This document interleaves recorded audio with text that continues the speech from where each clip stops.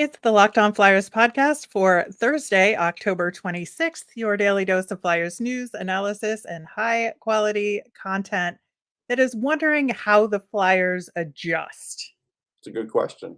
We're going to talk about that following the loss in Vegas, preview the next matchup against the Minnesota Wild, and check in on goaltending deployment, all on today's show. You're Locked On Flyers, your daily podcast on the Philadelphia Flyers. Part of the Locked On Podcast Network, your team every day.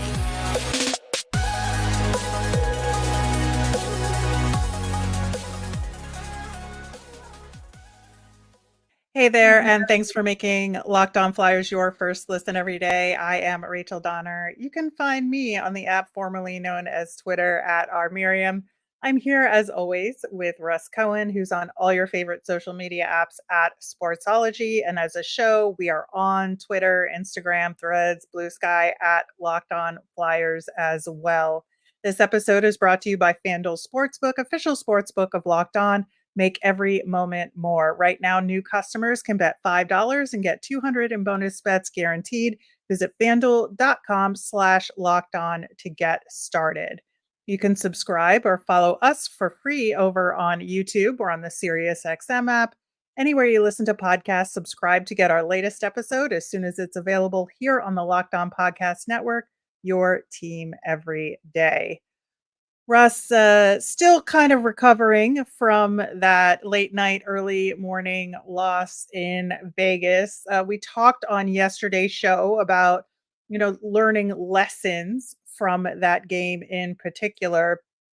And, now that we are 6, 7 games into the season, I think it's appropriate that we can kind of look at the lineup and potential adjustments that they're making both, game to game and within games and things like that to see, how this team is responding overall.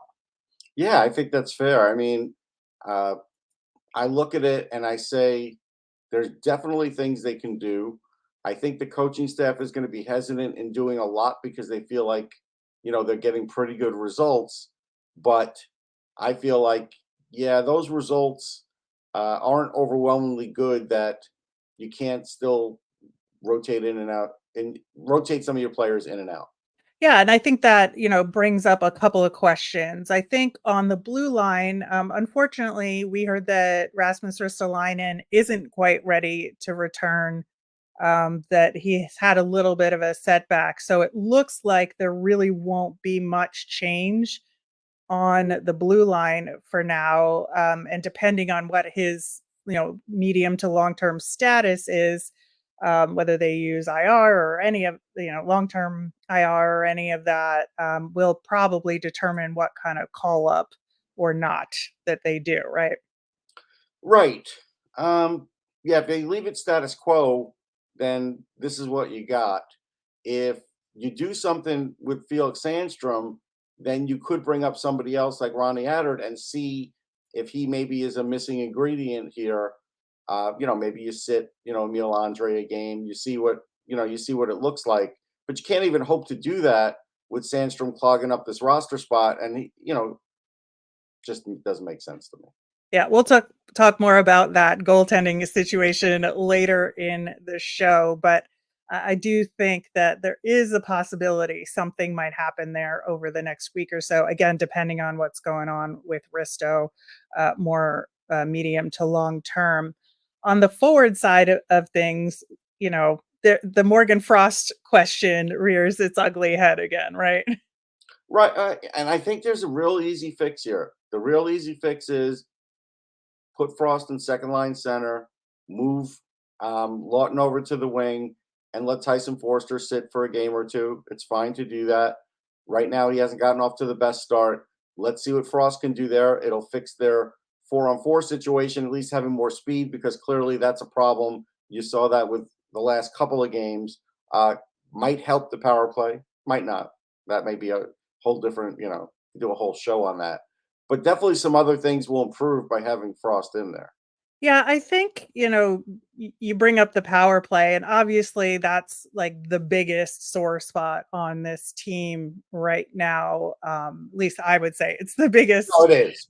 No question. issue right now. And I feel like that's like one area where really the adjustments that they've made on the power play have been minimal. And it's in terms of which unit they've put out first. They haven't really made any strategic adjustments here. And I'm just wondering if they want to give it a certain amount of time before they do that.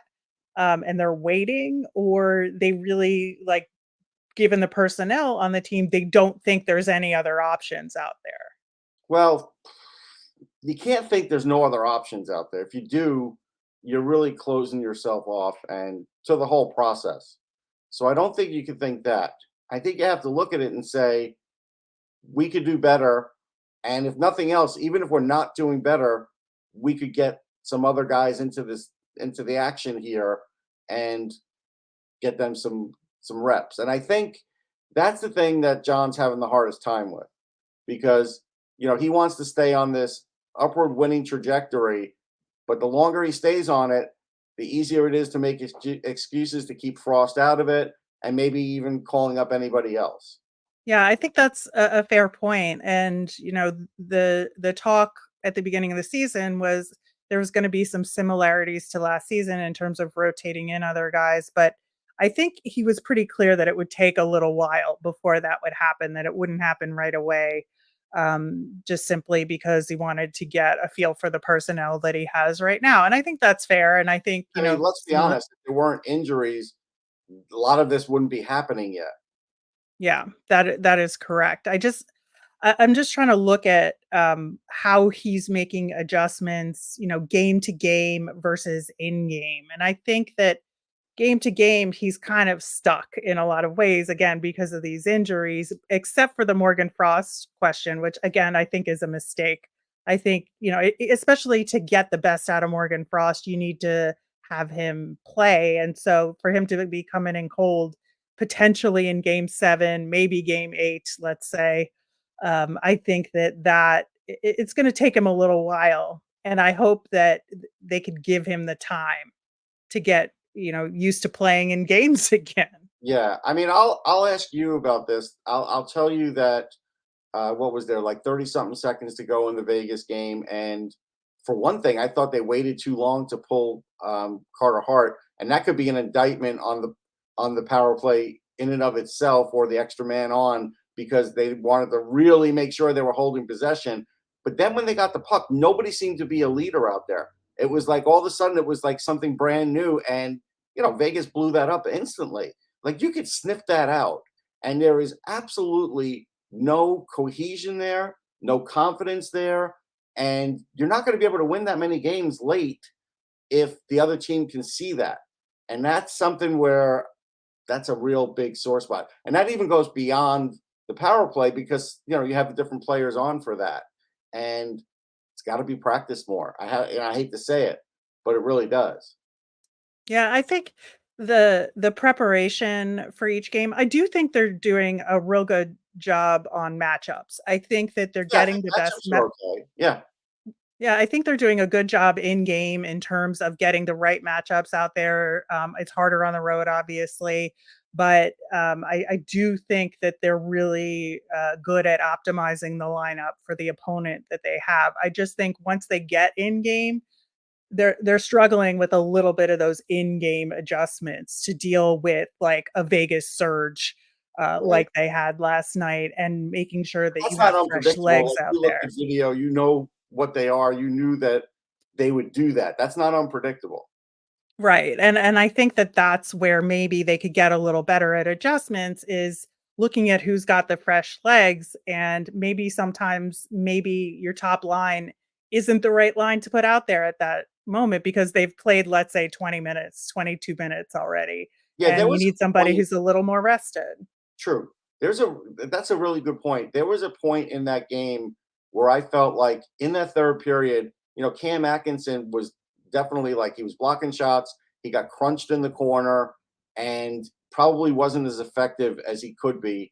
middle of that third period. And that's a good way of saying exactly what you said. I felt like he was one of those players.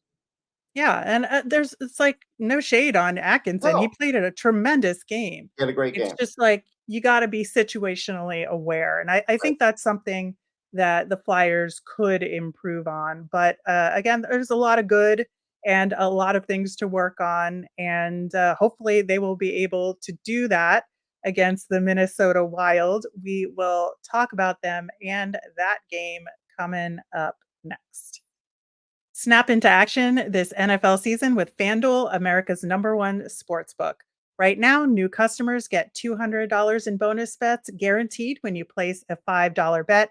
That's $200 in bonus bets, win or lose. If you've been thinking about joining FanDuel, there's no better time to get in on the action, and the app is so easy to use. They have a wide range of betting options, they've got spreads, player props, overs, unders, so much more. So visit fanduel.com/locked on and continue to watch this exciting NFL season. Go Birds, FanDuel, official partner of the NFL. Of course, on tomorrow's show, we will recap this game that we are about to preview. So stay tuned for that.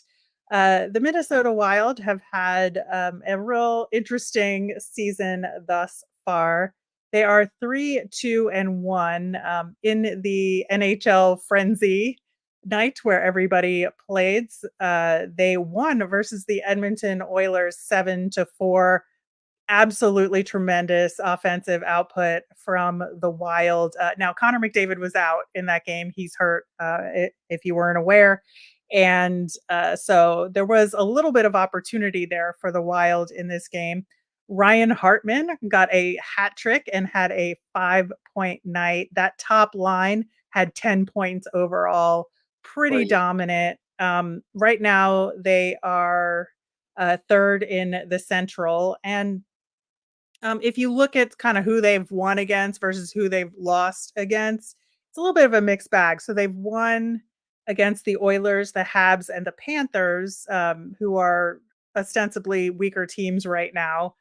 They lost to the Leafs, the Kings, and the Blue Jackets in overtime. So I feel like they lost maybe a game they should have won, and they won a game maybe they should have lost, and it all comes out in the wash. Hence them being 3-2-1. Yeah. I mean, I saw some of those setups for Hartman from Kaprizov, and you got to watch Mhm. out for that. I always thought Ryan Hartman would have worked out as a Flyer, but they really didn't use Yeah. it. It was just one of those things. And then, he did kick around a little after that until he found himself again. Because again, in junior hockey, he was a heck of a scorer, but that went away. All of a sudden, he became his fourth line guy. And sometimes that's role and opportunity, like we talked about with Barbashev. Well, right now, Hartman's at like the height of his powers as far as playing with a guy like Kaprizov. That's the thing about the Flyers is you can't just say, hey, we'll have Couturier shadow him and it's going to be the end of the problem, because you need to have a better plan than that, because this is a guy who will definitely get away from Couturier 3 or 4 times in the game. And then it becomes a situation of what are we going to do? And the goalie has to be in on this too, because he's a shoot or pass guy. He's a really dangerous guy in that regard. So you have that. You have the veteran like Matt Zuccarello, who's certainly well familiar with playing against the Flyers, and Yep. Matt Maroon is always going to have an edge playing against the Flyers because that's his original team. So you have all these things, and you have to be ready for this. Like, I do think the Flyers match up better against these guys than they did against Vegas. I don't know who's going to be in net. I'm going to still guess it's Gustafsson, but this looks like this could be the last year for Marc-Andre Fleury, and I want to just note that. One of the great guys in this league. Won his 300 game against the Flyers with Vegas. Has had a little bit of an up and down since Right. Vegas, but still playing well and breaking records. And his time in Montreal last game, when he was sort of like out there till the bitter end, even while guys were shooting at the last minute, kind of maybe told everybody, like, because that's where he's from, that this could be it for him, and he wanted to kind of soak that in. So if it's Fleury, don't expect it to be an easier game. And it's Gustafsson. That's a guy who I'm still on the fence about whether he's a true number one, but the stats back it up so far last year and this year. Yeah, I think that goalie choice for Minnesota is going to be really interesting, just because Marc-Andre Fleury, I think his history with the Flyers and playing the Flyers is a little fraught. And so they may want to go with the more stable Gustafson, who doesn't really have an emotional history True.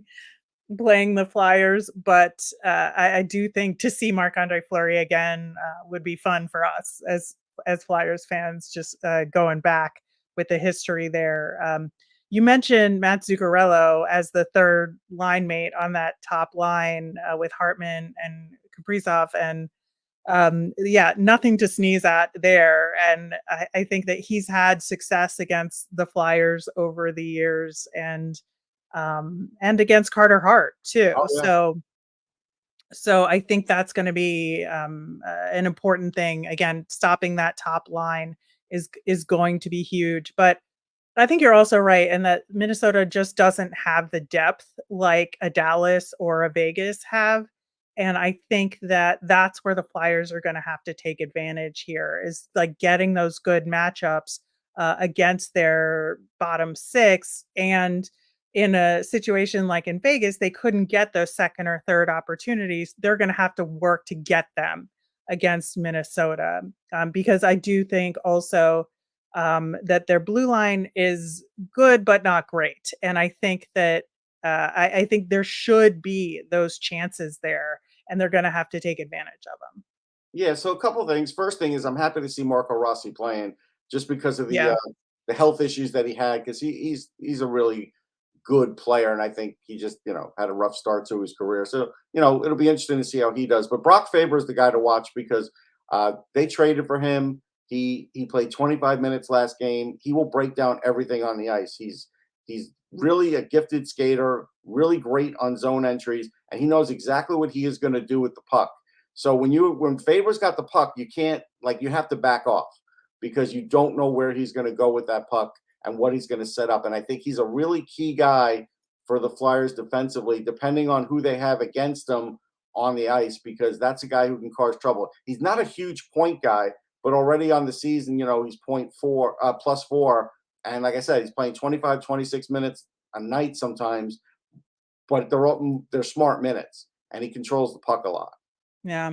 I think as far as special teams go, this is going to be a really crucial moment for the Flyers, should they get power play opportunities. And I think they have the guys that are really good at drawing penalties. We've seen that. Yeah, So they should be able to get the opportunities there. The Minnesota Wild penalty kill is at 79%. It's worse than the Flyers. I mean, it's yeah. still pretty That's decent, still but pretty respectable, though. Yeah. yeah, but it's just, like, not as good as the Flyers penalty kill, and so they're really going to have to step it up this time, like we just talked about in the first segment, make some adjustments and Hmm. figure out something different and give the Minnesota Wild a different look, because I think that, we've reached the point where the Flyers have given pretty much the same look on the power play so far, and it hasn't worked, so they have to switch something up here, Yeah. to maybe have a chance at getting those additional goals. And Minnesota is a very respectable 17.4% on the power play so far. So I'm not as worried about the Flyers penalty kill, obviously, but they're going to have to still play 'em tough, because that is a pretty good power play. Yeah, there are going to be some games. I mean, again, until the Flyers can prove they can score on the power play, teams are going to just take liberties. They're going to be like, all right, look, if I get caught, we can kill off the Flyers' power play. You've got to make them pay for that. And they haven't made anybody pay for that. And there's going to be a time where that's costing them games, because if you go 0 for 5 on the power play, as an example. So, yeah, this would be a good time to get it started. I don't know if it's going to happen. Betting that would be a bad thing to bet on. That's all I can say. Yeah, yeah. It's a struggle every day.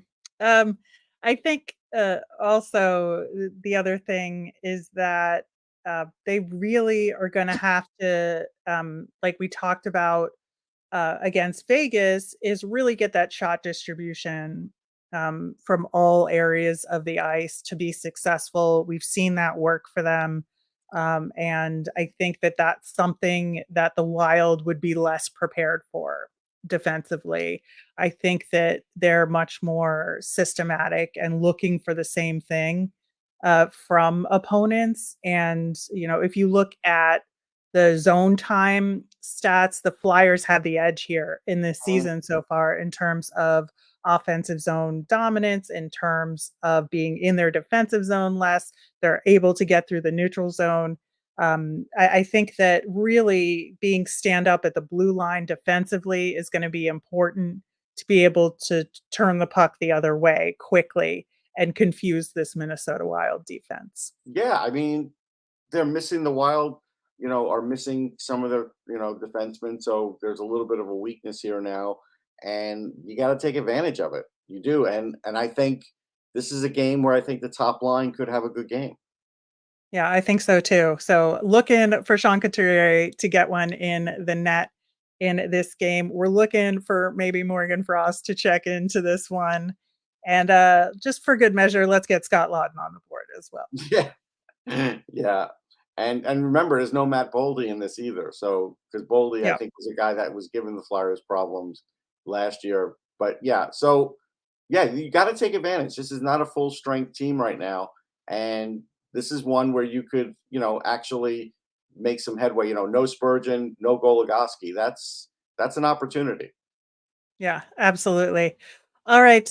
We will talk about the results of this game on tomorrow's show. In the meantime, there is still this dangling goaltending question with the Flyers. We're going to talk about Carter Hart's season so far and goaltending usage coming up next. You know that feeling when your favorite Flyers player scores a hat trick? If you want to get that feeling and win 100 times your money, play daily fantasy hockey on the Sleeper app. As the official daily fantasy app of the Locked On Network, Sleeper is our top choice for daily fantasy sports, especially daily fantasy hockey. With Sleeper, you could win 100 times your cash in daily fantasy hockey contests. Fan can also play daily fantasy NFL, NBA, MLB, and college football on Sleeper, and entries can be made in under a minute. With elite players like Connor McDavid, Sidney Crosby, and Austin Matthews, plus the new guys like Connor Bedard, all you need to do is make more or less picks on stats for these stars. Choose from stats like goals, assists, save, plus, minus, and more. To win 100 times bet on Sleeper, you need to correctly predict the outcome of 8 player stats. You heard me, Flyers fans. You can win 100 times your money playing daily fantasy hockey with Sleeper. So start paying attention and nail your picks so you could start winning big. Use promo code LOCKEDONNHL and you'll get up to a $100 match on your first deposit. Terms and conditions apply. That's Locked On NHL. See Sleeper's terms of use for details and locational availability. So, Russ, we are a little ways into the season, and we have seen in the 6 games the Flyers have played, Carter Hart start in 5 of them. And I would say that Carter Hart is off to a pretty good start so far. Yeah, no question. I mean, you couldn't ask for anything more. He's definitely locked in. He's making the most of whatever defense is in front of him that night, and I think it's been spotty at times. But yeah, I mean, no problem with Carter Hart. You're never going to complain about him. No, I don't think so either. And, if you kind of look at the structure and the plan for this season, I think that we knew that Carter Hart was going to get a lot of starts, but we also know from history that he needs his rest. He absolutely does. And again, we've only seen Sam Ersson in 1 game so far. Because we haven't had any back-to-backs, like, do you think it's been okay that they've done that? No, I don't think it's been okay. I look around the league and I see most backups have played at least 2 games. You can find some exceptions, but mostly they have. So I don't think the rotation's been exactly right. I get riding the hot hand, but I don't get it at the expense of not having Ersan in. And Ersan was a little rusty last game. And the only way you're going to get him to not be rusty is to play more. And so I think, as an example, I would put him in against the Wild. Because again, I get with Vegas why you would have Carter Hart in. That's fine.